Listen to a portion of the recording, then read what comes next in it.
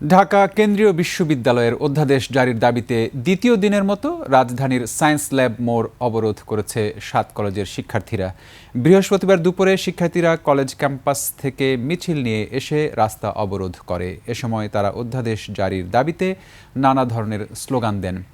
এদিকে science lab মোড়ে অবরোধের কারণে সড়কে সৃষ্টি হয়েছে তীব্র যানজট। এতে ভোগান্তিতে পড়েছে সাধারণ মানুষ।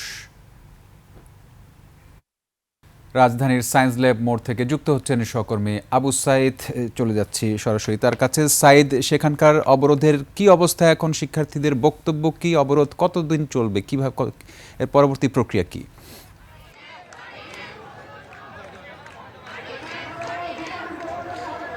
আমি ঠিক এই মুহূর্তে দাঁড়িয়ে আছি সায়েন্স ল্যাব মোড়ে। সায়েন্স ল্যাব মোড়ে আজকে দ্বিতীয় দিনের মতো কিন্তু অধ্যাদেশের দাবিতে এখানে শিক্ষার্থীরা অবস্থান নিয়েছেন এবং বেলা ঠিক একটার কিছুক্ষণ পূর্বে তারা এসে সায়েন্স ল্যাব মোড় অবরোধ করেন।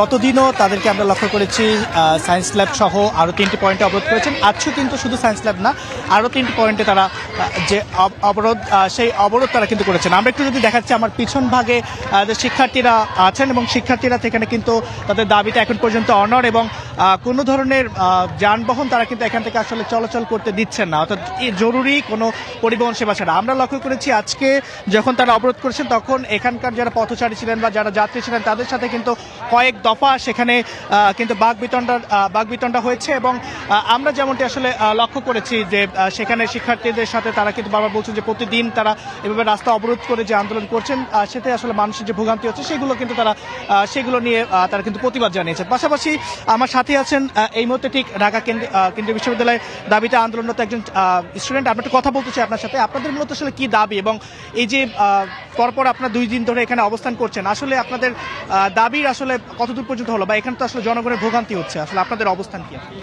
ফার্স্ট অফ অল, আমাদের এমন কোনো ইন্টেনশন নাই যে আমরা জনগণের ভোগান্তি সৃষ্টি করব। তবে সরকার আমাদের অনেক দিন ধরে ঘোরাচ্ছে, যে একের পর এক আমাদের আশা দিচ্ছে। তারপরেও আমরা এখনো আমাদের দাবিতেই অটুট আছি। আমাদের বর্তমানে একটাই দাবি, সেটা হচ্ছে আমাদের অধ্যাদেশের দাবি। সরকার যত দ্রুত আমাদের অধ্যাদেশটা দিয়ে দিবে তত দ্রুত আমরাও আমাদের একটা পরিচয় পাবো, আমরা আমাদের সুষ্ঠুভাবে ক্লাস শুরু করতে পারবো। গতকালকে আমরা এখানে অবস্থান করেছিলাম, ইভেন আজকেও করেছি। আর আগামীতে যত দিন পর্যন্ত সরকার আমাদের অধ্যাদেশ দাবি না করবে আমরা আমাদের কর্মসূচি চালিয়ে যাব। যেমনটি আসলে শুনছিলেন যে এখানে কিন্তু একজন শিক্ষার্থী আমাদের সাথে কথা বলছিলেন, তারা বলছিলেন যে যতক্ষণ পর্যন্ত তাদের আসলে অধ্যাদেশ না দেওয়া হবে ততক্ষণ পর্যন্ত তারা এখান থেকে তাদের যে দাবি রয়েছে সেই দাবি থেকে সরবেন না। পাশাপাশি আসলে আমরা সকাল থেকে লক্ষ্য করে বেলা যখন একটার পরে তারা এখানে অবরোধ করেছে তারপর থেকে আমরা এখানে লক্ষ্য করেছি যে জরুরি যানবাহন ছাড়া কোনো যানবাহনে চলাচল করতে যাচ্ছে না। একটু আমরা দেখাতে চাই, এখানে কিন্তু যে বেশ কিছু যে ঢাকা বিশ্ববিদ্যালয়ের একটি বাসও কিন্তু এখানে কিন্তু আটকে রাখা হয়েছে। তো এই মুহূর্তে আসলে সায়েন্স ল্যাব জুড়ে শিক্ষার্থীদের যে অবস্থান সেটি রয়েছে পুরো জায়গাটি জুড়ে এবং যানজট যে তীব্র যানজট দেখা দিয়েছে, মানুষ কিন্তু চরম ভোগান্তিতে।